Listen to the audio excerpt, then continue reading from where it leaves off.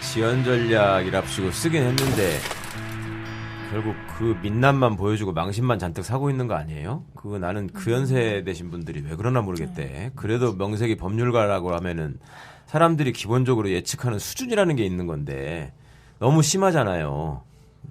그러니까 본인들은 그렇게 함으로써 뭐랄까 그 자기들이 지향하고 있는 어떤 정치 세력의 순교자 내지는 영웅이 되는 거를 바라서 보이는 오버라고밖에 보이지가 않더라고. 심지어 무슨 뭐 당이 떨어져서 밥 먹고 해야 되니까 시간 달라고 그러면서 무슨 재판부에 삿대질하고 이런 행동은 상식적으로도 좀 납득이 안 가고, 그리고 이분들이 대체 그 원로 변호사로서 저는 개인적으로는 나는 정기승 변호사나 무슨 저기 누굽니까 김평우 변호사가 뭐 대리인단 이동욱 변호사 이런 분들은 그냥 그럴 수도 있겠다. 나는 이시훈 변호사 같은 분은 좀 너무 황당했어요. 그 양반 책은 보셨죠? 이시훈 민사소송법 안 본 사람이 없죠. 네. 우리는 강의도 들었었거든 예전에. 네. 이 양반도 되게 소극적이고 소심하고 내성적인 분이신데 거기다가 이름을 올릴 용기가 어디서 나왔을까? 난 그것도 되게 궁금하고. 근데 그만큼 이분들이 절실하게 자기 명예를 팔아가면서 지키고자 하는 게 과연 뭘까? 난 그게 되게 궁금하더라고요. 자기가 여태까지 이룬 성취나 자리나 이런 것들이 박근혜, 박정희 분열로부터 자기가 받은 거라고 생각을 해서 그런 것일까?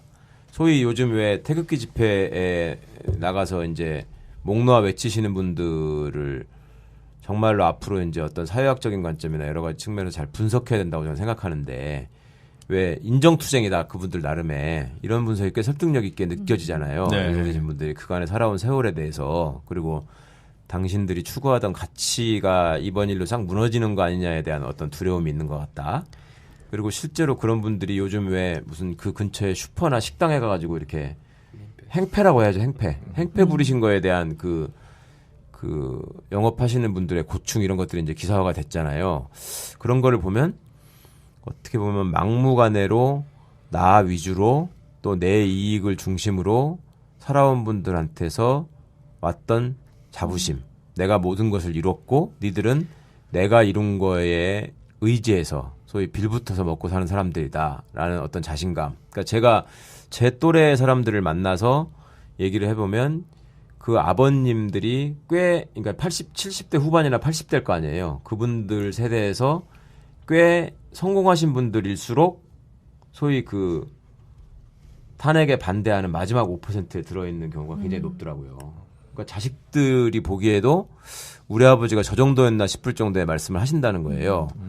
근데 그분들한테 남아있는 마음이라고 하는 것이 결국 야, 이 험난한 세상에서 뭐 전쟁 후의 참화를 내가 딛고 일어서서 내 한 몸 바쳐가지고 내가 모든 사람들과 싸워서 결국은 니들을 먹고 살게 해줬는데 이런 마인드란 말이지. 근데 그거에 박정희 시대라고 하는 것이 자연스럽게 투영이 되고 뭐 이런 건데 법률가들은 이 사람들은 뭐냐고. 그러니까 정기승 변호사 같은 경우에는 대법관 하다가 대법원장 임명 동의안까지 올라갔는데 부결돼가지고 못한 분이거든요. 네. 그거 기억하시는 분들이 많지는 않을 것 같은데. 전두환 때더라고요, 그게. 그렇습니다. 네. 우리 대학 때야. 네. 나는 세상에 그때부터 무리를 일으켰던 사람들이 그럼 아니면 김기춘이 구속되는 걸 보고서 충격을 받았나? 자기랑 같은 또래 내나 같이 놀던 사람인데 그래서 그런 건가? 아 진짜 이해가 안 가요. 그 하여튼 결론적으로는 하여튼 저렇게 늙지 말아야 되겠다는 생각만 하고 있는데. 그렇죠. 그 이시훈 전 헌법재판관이시잖아요. 그분은 이제 민사소송법의 또 대가시지만 그분은 이제 원로 그 9명의 그 광고에는 이제 이름이 올랐지만 아직 그 대리인단은 이름이 안 오른 거고, 이제 정기승 전 대법관만 이제 오늘 자로 20일자로 이제 그 대리인단에 추가로 이름을 올렸다고 하는 건데 뭐 89이시라고 돼 있더라고요. 28년생 정기승 씨가. 네. 그러니까. 네. 뭐 사리분별이 조금 어려우실 수도 있다는 생각이 들긴 한 것 같습니다. 근데 그 광고에 그 9명 있는 명단 중에 김두현 변호사님이란 분이 계세요. 예. 91신데요. 제가 조선 변호사 시험 2회. 이야. 이런 분이 아직 살아 계시는구나라는 생각이 좀 들었습니다. 그래서 누구신가 했거든요. 근데 이제 굉장히 저분들이 꿈꾸었던 세상이라고 하는 거는 결국 영도자인 대통령을 모시고 그분이 최순실과 무슨 짓을 하든 국민들은 개돼지가 돼서 그냥 그 영도자의 영도력만 믿고 눈을 감는 이런 세상이었을까요, 진짜? 진짜 만나면 물어보고 싶어. 그 이시은 변호사님 같은 경우에는 예전에 대학 다닐 때 강의를 하러 왔을 때 이제 우리 때는 80년대니까 한참 무슨 시국 집회도 많고 막 이럴 때잖아요. 네. 그 상황에서 그와 관련한 언급을 한 번도 안 하시고 약간 그 비슷한 언급을 했다가 학생들이 항의를 하면 얼굴이 빨개져가지고 막 식은땀을 흘리는 스타일이었어요. 그 내가 더 놀라운 거야. 이 양반이 무슨 용기가 나서 신문에다가 자기 이름을 올렸을까. 그렇게 그 사람을 그렇게 절실하게 만드는 게 뭐가 있었을까, 나는 정말. 예전에 그 탈북자 관련된 사건 하면은 탈북자들 탄원서를 내는데 자기 이름이 들어가는지도 모르는 경우가 있더라고요. 혹시 이분도 그런 경우 아닐까 싶은 생각이 드네요. 모르신다고 아예. 네. 만약에 그랬으면은 적극적으로 항의했을 뿐이거든요. 이름 빼달라고. 가만히 있는 걸로 봐서는. 그렇죠. 이시훈 재판관 35년생이신데. 아니 그리고 명색이 네. 대통령 대리인단에 포함되어 있는 변호사라는 분들이 하는 가장 주요한 전략이라는 게 지연 전략이잖아 지금. 네. 네? 지연 전략이고 어떻게 보면 법정에서 깽판 놓는 거잖아. 자꾸 이상한 소리 해가지고 시간 끌고 막 증거도 유불리를 가리지 않고 무대기로 신청해가지고 이런 것들은 좀 본인들이 처해 있는 상황이 지금 어떤 건지에 대한 인식도 되게 없으신 것 같아요. 이거는 사실은 굉장히 역사적인 법정이잖아요. 헌법재판소는 심판정이라고 하죠. 네. 하여튼 그 역사적인 심판정에서 본인들이 어떻게 기록되고 어떻게 기억될 것인가에 대해서 한 번만 생각을 해보셔도 그렇지 않을 것 같은데 이 대목에 있어서도 저는 과거의 경험이 이분들한테 많이 작용하지 않나 하는 생각이 들어요. 그러니까 과거에 이분들이 유신시대를 살아오신 분들이잖아요. 그때 다 어떤 경력을 쌓으신 분들이잖아요. 그죠.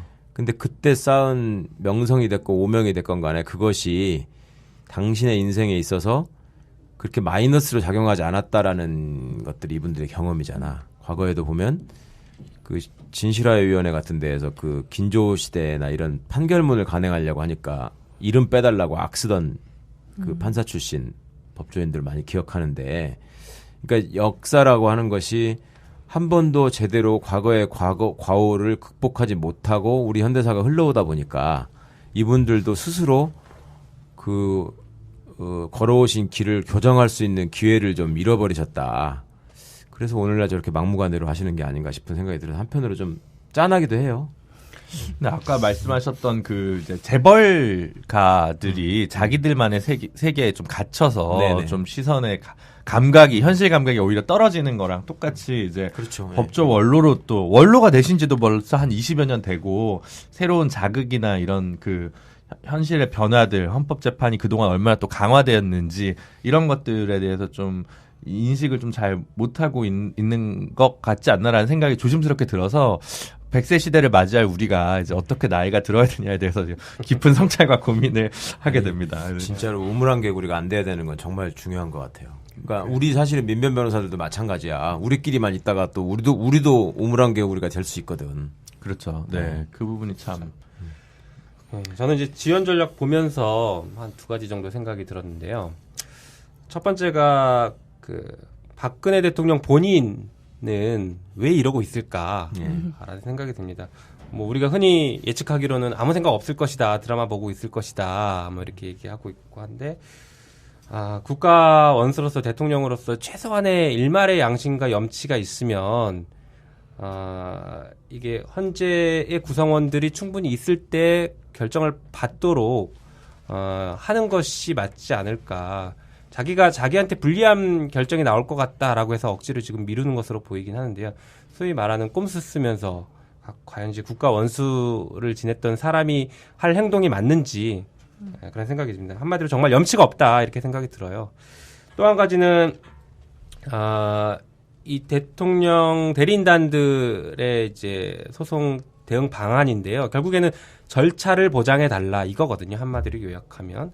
근데 절차를 보장해 달라라는 말을 하면서 지연을 하는 것이죠. 절차 지연을 하는 것이에요. 그런데 저희가 이제 시국 사건 같은 것들을 많이 하다 보면 답답할 때가 있어요. 그게 뭐냐면 절차 보장이 잘 안 되거든요. 우리가 정말 꼭 필요한 증인이고 꼭 필요한 증거 조사인데 해주세요 이렇게 얘기를 하면 그것들이 안 받아들여질 때가 많아서 참 답답하고 이렇게까지도 절차 보장이 안 되는가 이런 생각들을 한 번씩 할 때가 있는데 저희들이 그렇게 힘들게 쌓아왔던 것들을 지금 또 대리인단에서 그대로 써먹고 있는 것이 아닌가 이런 생각이 들어서 좀 씁쓸하기도 합니다. 근데 물론 당연히 이제 그 굉장히 중요한 심판이기 때문에 역사적인 심판이기 때문에 피심판 대상자인 박근혜 대통령 측에 절차 보장을 해줘야겠죠. 그러나 지금 이미 충분한 절차 보장은 됐다라고 보여지고 그 절차 안에서 충분히 자기네 주장을 할 수 있었음에도 불구하고 자꾸 다른 이유를 들어서 절차 보장을 요구하는 것은 결국에는 지연이지 절차가 아니다. 절차 보장이 아니다. 저는 이렇게 생각을 합니다. 네. 사실 그 절차 보장 저희가 이제 주장했던 것들을 이제 악용하는 이제 좀 약간 미묘한 말씀 해주셨는데 사실 지난번에 한번 이재하 변호사님 나오셔서 그런 얘기 하셨는데 사실 통진당 해산 사건에서 이제 이 똑같은 재판부잖아요. 그래서 이제 그분들이 이제 절차 보장과 관련해서 했던 것과 이제 비슷한 수준, 그러니까 헌재는 굉장히 일관된 것 같아요. 이런 부분에 대해서는 이제 그죠? 그래서 뭐가 이제 맞다 잘 틀려서 그럼 그때도 사실은 이제 적절히 보장했다. 이번에도 적절히 보장했다. 그래서 굉장히 좀 이후에 헌법재판의 역사에서 참 요 5기 재판부 헌법재판소 5기 재판부가 굉장히 많은 걸 이제 시사하고 남기는 재판부가 되지 않을까 이런 생각을 좀 해보게 됩니다. 어쨌든 지연 전략이 이제 계속 진행되는데 사실 저는 좀 역으로 그런 생각도 들긴 하더라고요. 만약에 이정미 재판관이 또는 그 전에 박한철 소장이 이렇게 임기가 빠르지 않았더라면 조금 더 그 헌재 재판이 또 오히려 역으로 길어질 수도 있지 않았을까. 한 달 정도는 더 그런 생각을 또 해보죠. 이게 묘한 어떤 역설이랄까 이제 역사의 조건들이라는 생각을 좀 많이 해보게 되더라고요.